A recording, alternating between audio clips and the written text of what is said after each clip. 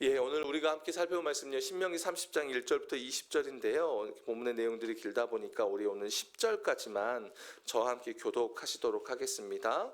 신명기 30장 1절부터 10절입니다. 제가 먼저 읽겠습니다.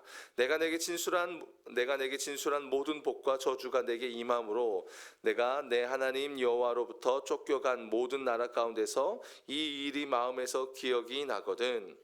너와 내 자손이 내 하나님 여호와께로 돌아와 내가 오늘 내게 명한 온전히 따라 마음을 다하고 뜻을 다하여 여호와의 말씀을 청종하면 내 하나님 여호와께서 마음을 돌이키시고 너를 긍휼히 여기사 포로에서 돌아오게 하시되 내 하나님 여호와께서 흩으신 그 모든 백성 중에서 너를 모으시리니 내 쫓겨난 자들이 하늘가에 있을지라도 내 하나님 여호와께서 거기서 너를 모으실 것이며 거기서부터 너를 이끄실 것이라. 내 하나님 여호와께서 너를 내 조상들이 차지한 땅으로 돌아오게 하사 내게 다시 그것을 차지하게 하실 것이며 여호와께서 또 내게 선을 행하사 너를 내 조상들보다 더 번성하게 하실 것이며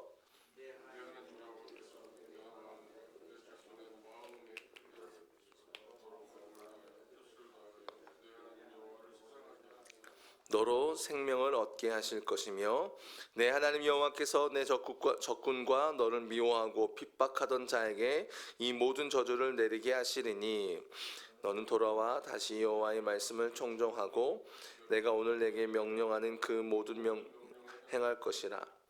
내가 내 하나님 여호와의 말씀을 청종하여 이 율법책에 기록된 그 명령과 규례를 지키고 내 마음을 다하며 뜻을 다하여 여호와 내 하나님께 돌아오면 내 하나님 여호와께서 내 손으로 하는 모든 일과 내 몸의 소생과 내 가축의 새끼와 토지 소산을 많게 하시고 내게 복을 주시되 곧 여호와께서 내 조상들을 기뻐하신 것과 같이 너를 다시 기뻐하사 내게 복을 주시리라. 아멘. 네. 이번 생명구원 축제를 이렇게 이제 앞두고 이제 신앙생활을 하지 않는 자녀들을 위해서 이렇게 전도하시기 위해서 애쓰시는 이제 성도님들을 보게 되었습니다. 제 자신이 그런 입장이라면 참 이렇게 마음이 무거울 것 같다는 그런 생각을 합니다.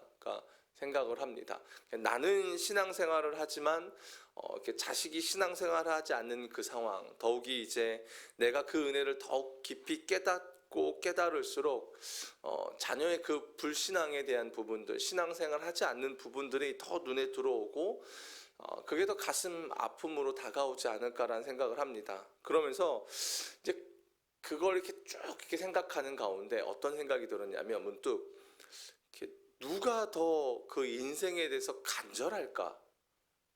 라는 생각을 좀 하게 되었습니다. 그러니까 자식들이 자신들의 인생에 대해서 더 간절할까? 부모가 더 간절할까? 절대적이지 않지만 부모가 갖고 있는 그 자녀가 행복하기를 원하는 그 마음이 조금 더 간절하지 않을까라는 생각을 하게 되었습니다. 사실 이 자식들은 그렇습니다. 간절함이라는 것을 모르고 살아갑니다. 왜냐하면 자식들은 인생을 살아보지 않았기 때문에 그 인생의 무게를 사실상 부모만큼 깨닫지를 못하는 겁니다. 그런 측면에서 볼 때는 부모는 절실합니다. 왜요? 살아봤으니까요. 걸어가 봤으니까요. 그 인생이 얼마나 어렵고 얼마나 뜻대로 풀려지지 않고 그렇기 때문에 하나님이 절대적으로 그 인생 속에 필요하다는 것을 부모된 자들은 너무나 잘 압니다. 그리고 인생을 더 살아본 자들은 더욱이 그걸 잘 압니다. 그런 측면에서 볼 때 이렇게 부모가 자녀에 대해서 특히 자녀의 신앙에 대해서 더 간절하지 않을까라는 생각을 하게 됩니다. 여러분 어떠십니까? 오늘 이렇게 말씀을 묵상하면서 여러분은 그 하나님의 간절한 마음이 좀 느껴지십니까? 성경은 하나님을 우리의 아버지, 즉 부모로 묘사를 합니다. 왜냐하면 그렇게 해야 하나님의 마음을 가장 우리가 잘 깨달을 수 있고 인간 사회 관계 속에서 그것만큼 하나님의 마음을 잘 표현할 수 있는 대상이 또 없기 때문이기도 합니다. 저는 오늘 말씀을 보면서 하나님이 더 애절하시고 간절하시고 이스라엘의 진정한 회복에 대해서 더 안달이 나지 않으셨을까라는 그런 마음이 듭니다. 제가 이제 신명기를 여러 번 큐티 묵상도 했고요.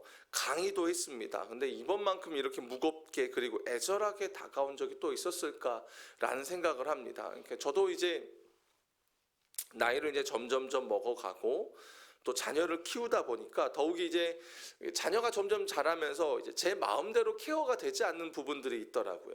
그러다 보니까 이제 그런 것과 같이 훗이면서 이 신명기의 말씀이 조금 더 무겁게 다가오는 것 같습니다. 하나님께서는 지금 모세를 통하여 말씀하시고 계시는 게 뭐냐면, 훗날 모세가 그동안 세 차례의 설교를 통해서 이야기했던 것처럼 이제 실제 이스라엘의 삶의 그 모든 것들이, 복과 저주의 내용들이 실현을 가정하고 있습니다. 어떻게 보면 예언적인 성향이 있죠. 그래서 1절에 보면 내가 내게 진술한 모든 복과 저주가 내게 임하거든. 이해가 되시죠? 내가 내 하나님 여호와로부터 쫓겨간 모든 나라 가운데서 이 일이 마음에서 기억이 나거든 이라고 말합니다. 이게 무슨 말을 합니까? 이스라엘이 쫓겨났다라고 이야기하죠. 제대로 살았다라는 뜻입니까? 못 살았다라는 뜻입니까? 하나님의 말씀대로 못 살았다는 뜻입니다. 그러니까 쫓겨났다고 표현을 하죠.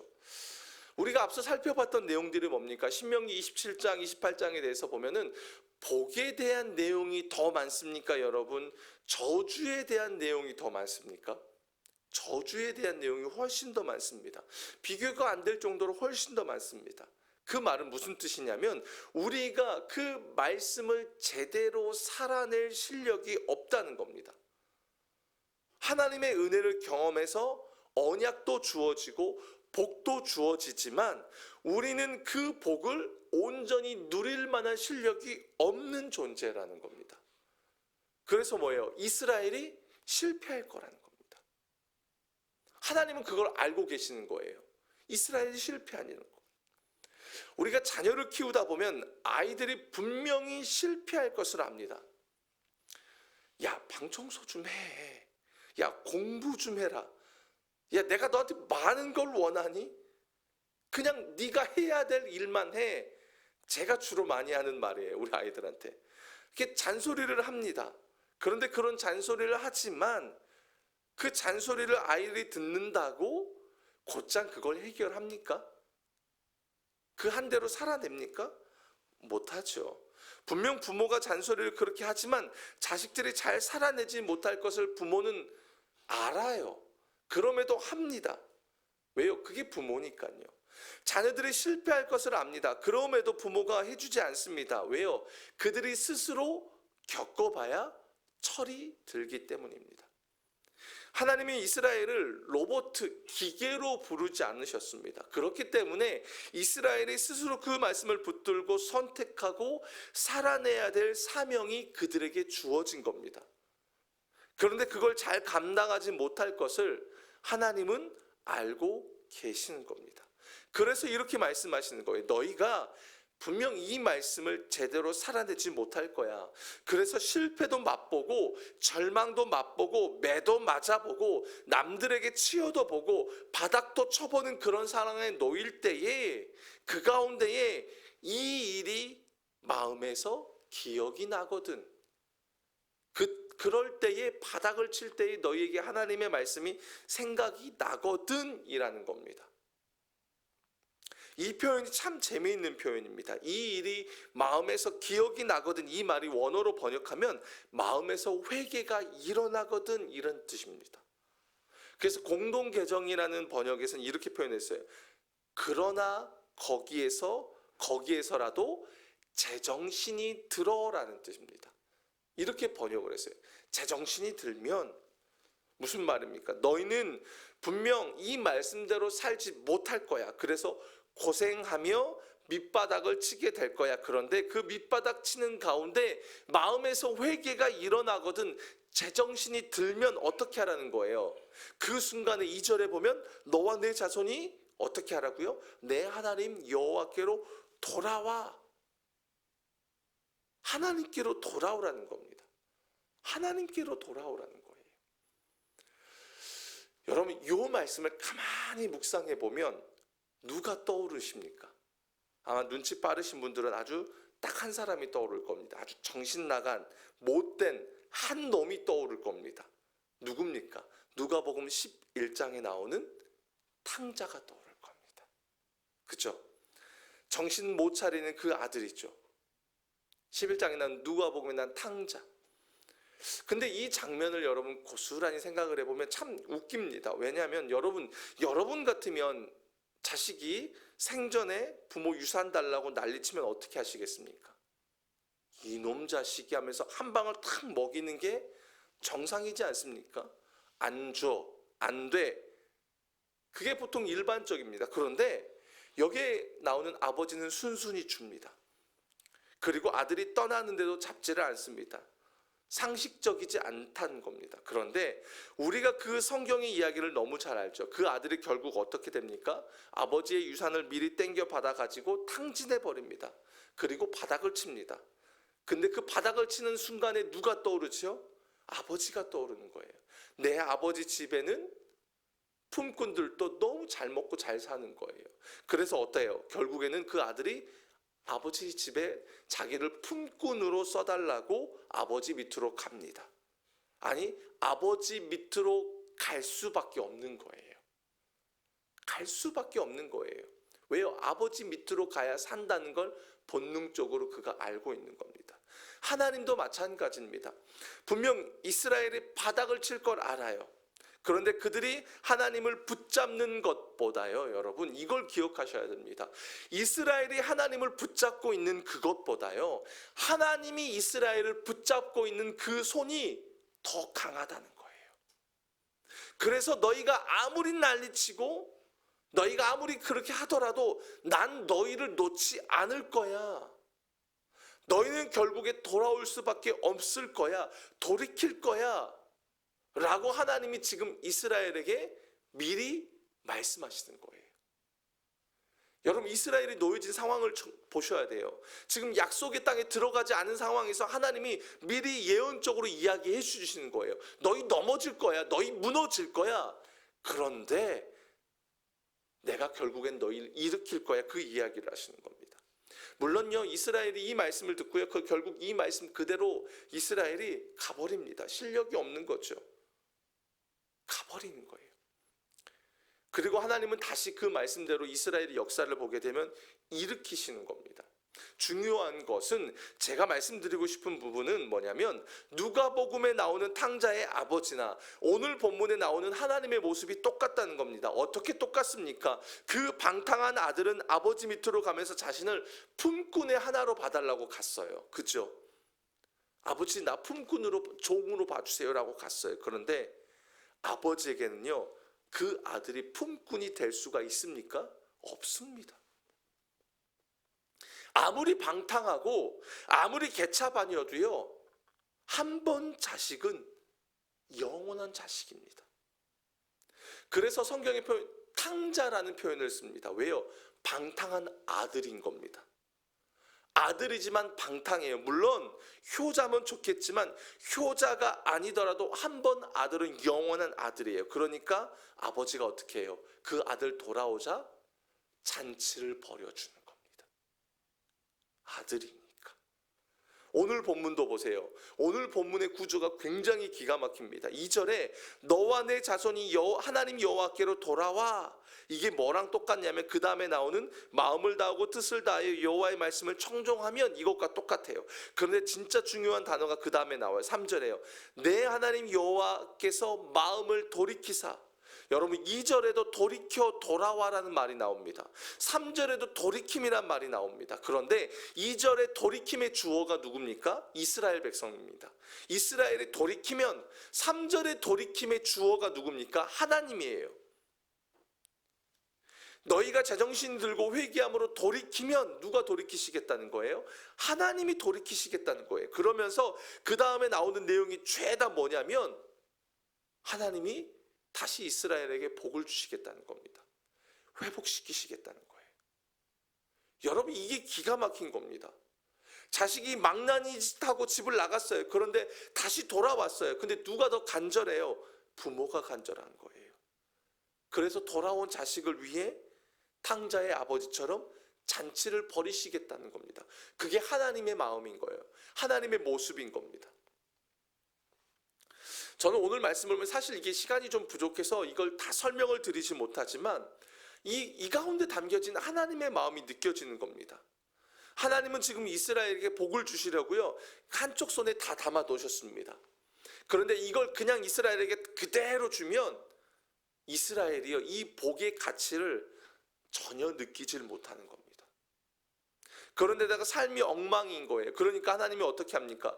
이 복은 한쪽 손에 담아 그대로 두십니다. 그리고 다른 한쪽 손에 채찍을 들고 계시는 겁니다. 그래서 이스라엘이 조금이라도 그것을 깨닫기를 원하고 계시는 거예요.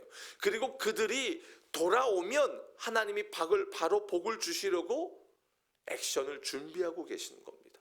3절부터 내용이 쭉 나오는 겁니다. 너를 긍휼히 여기서 어떻게 하시겠답니까? 다시 포로에서 돌아오게 하실 거라는 겁니다. 내가 쫓겨난 자들이 하늘가에 있을지라도 하나님이 거기서 너를 다시 불러 모을 거라는 겁니다. 5절에 또 내 조상들이 차지한 땅으로 돌아오게 하실 것이고 8절에도 또 반복해서 나옵니다. 너는 돌아와. 그죠? 그리고 그 말이 무슨 말과 연결이 돼요? 다시 여호와의 말씀을 청종하고 그 모든 말씀을 행할 것이다. 여러분 9절에서 10절에도요, 내가 내 하나님 여호와의 말씀을 청종하여 이 율법책에 기록된 그의 명령과 규례를 지키고 내 마음을 다하며 뜻을 다하여 여호와 하나님 내 하나님께로 돌아오면, 그러면서 그 다음에 다시 복에 대한 이야기를 하는 거예요. 이게 반복이 되는 겁니다. 그게 하나님의 마음인 겁니다. 저는 오늘 말씀을 묵상하면서 하나님이 진짜 우리에게 원하시는 게 뭘까를 고민해 봅니다.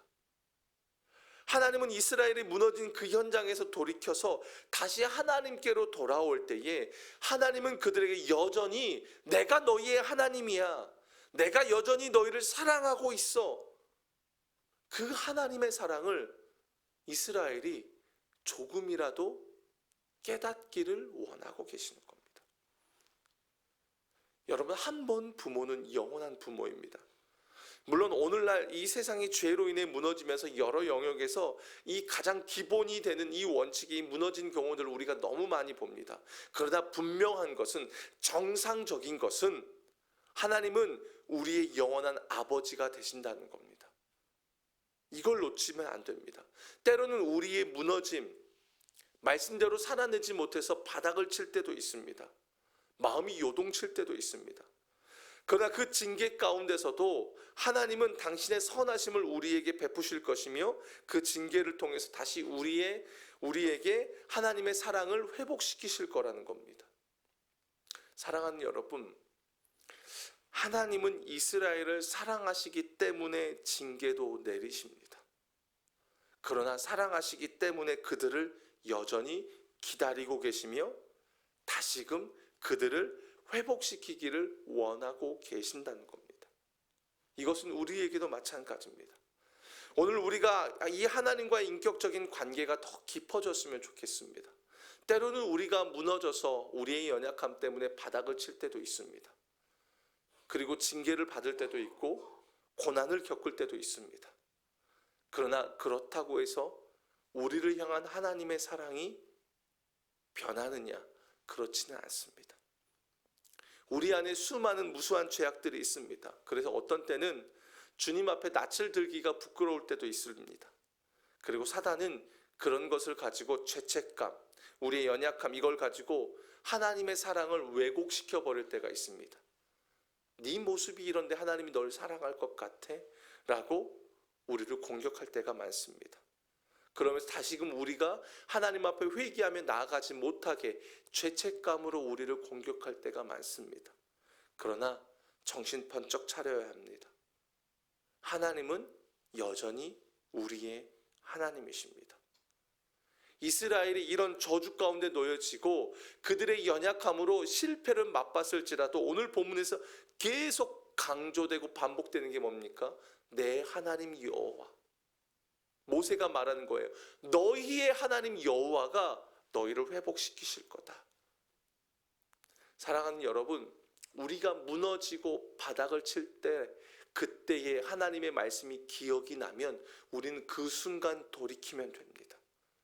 하나님, 내가 다시 말씀 붙들겠습니다 라고 그 순간 회개하고 고백하면, 돌이키면 하나님은 그 순간에 우리를 향해 예비해 놓으신 놀라운 은혜를 부어 주실 것입니다.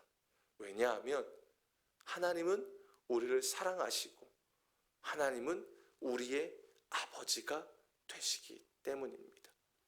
이 변함없는 사실을 여러분 기억하시며 여러분을 결국에 일으키시고 회복시키실 그 주님을 바라보며 여러분에게 주어진 삶을 살아가시는 여러분의 삶이 되시길 축복합니다.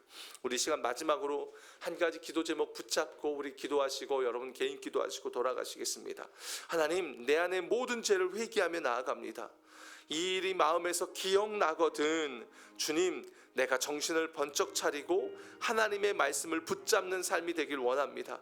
그래서 나를 여전히 기다리고 계시고 붙들고 계시는 그 아버지의 사랑을 내가 오늘도 깨닫고 그 하나님의 말씀에 순종함으로 주님의 은혜 안에 충만하게 거하며 또 다른 누군가에게 그 영원하시고 변함없는 하나님의 사랑을 전하는 자가 되게 해달라고 우리 마지막으로 주님의 이름을 한번 부르짖고 우리 간절히 기도하며 나아가겠습니다. 주여, 아버지 하나님, 오늘 말씀을 통해서 아버지 하나님의 사랑을 확인합니다.